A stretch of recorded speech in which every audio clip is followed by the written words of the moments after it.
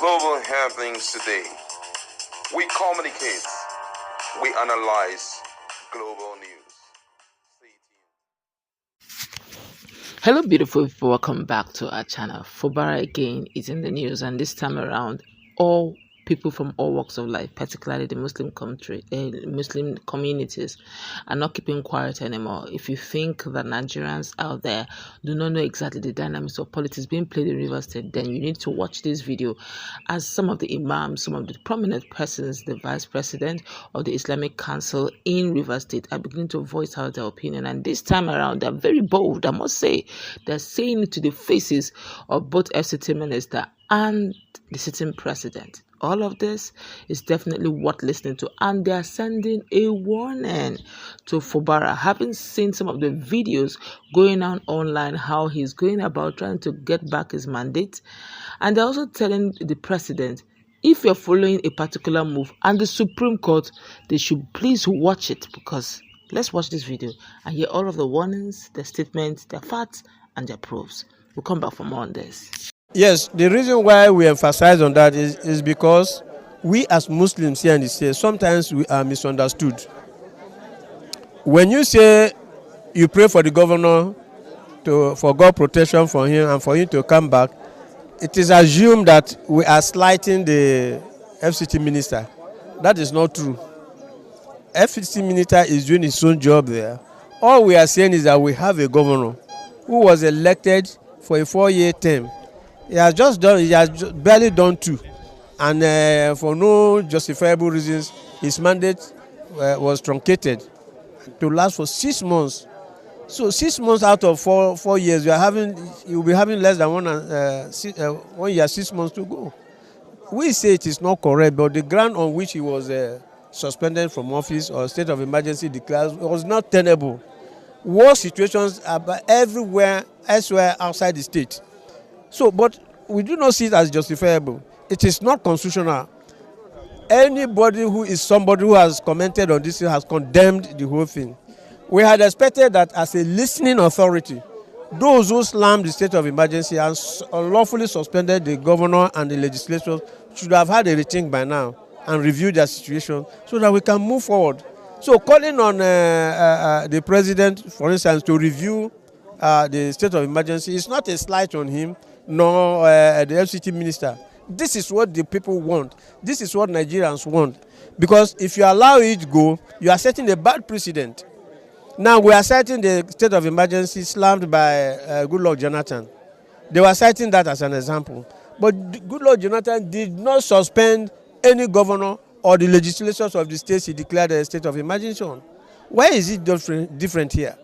So if you are going to follow the footsteps of Goodluck Jonathan, there was no sole administrators in those states. Why is there sole administrator here? That is not provided for in the constitution. As if that is not bad enough. They told us that the Supreme Court judgment must be obeyed. They told Governor Singh, go and obey the Supreme Court judges, go and obey the rule of law. That same Supreme Court judgment states clearly that Rivers State money should not be released to unelected, House of Assembly endorsed governor or legislators or local government areas. That's what the Supreme Court says.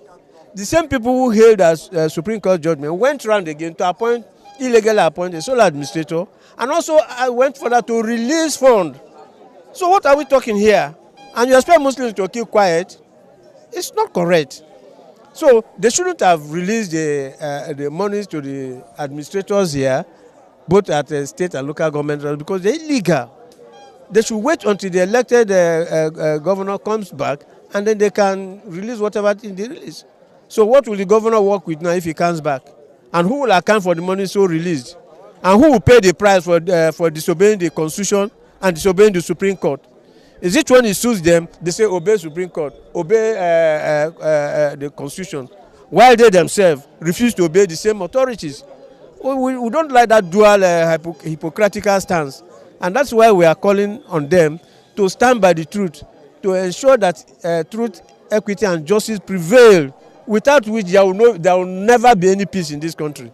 Since 1960, we have been clamoring for peace and unity, stability, all that. No, for the simple reason that we disdain truth, justice, and equity, which are the three things Allah subhanahu wa ta'ala gave to his prophets and the kings he appointed. He said, you must rule with truth, justice, and equity.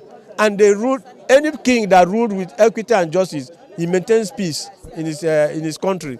It happened to Prophet Dawood.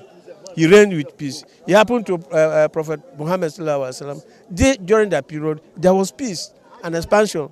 So how can we come today and say truth, justice, and equity is political? It should not be. It should not have a place in governance. And that's why we are feeling as a nation. We must insist that governance must hold truth, equity, justice in high esteem. Otherwise, it will fail. So, in the spirit of today, what's your word to the governor? My word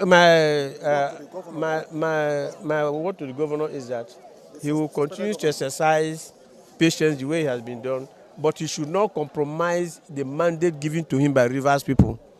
He should not, otherwise he will bear the consequences of it.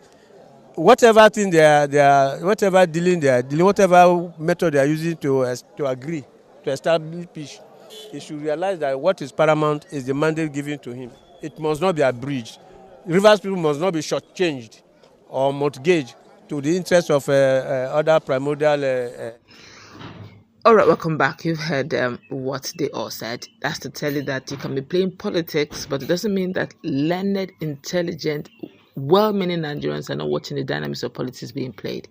And they've also understood, they also realized that if there's any person who has been very fair and magnanimous to the Muslim community, that's actually been Fubara. Fubara have given everybody level playing ground. It's the same Fubara that made, they can't do a lot of, trading in Rivers State without feeling slighted. And apart from that, Nigerians, Riverians, foreign people living in Rivers State will attest that Rivers has been very wonderful. There seems to be human empowerment. They live in Rivers State as if it's the true Nigeria they're looking for, where no one feels. The only difference is that when they're calling for indigenous empowerment, yes, you get to everybody respect that, but other than that, everybody feels at home in Rivers State. And all of a sudden, ever since Fubara left, a lot of things have not been going on well.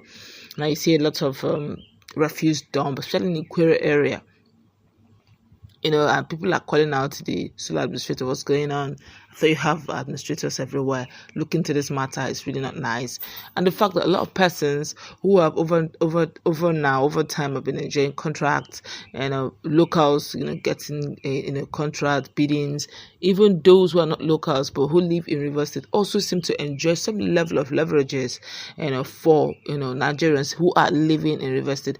All of that seem to be shut out and shut down, simply because the sole administrator seem to be doing one or two things probably best known to him.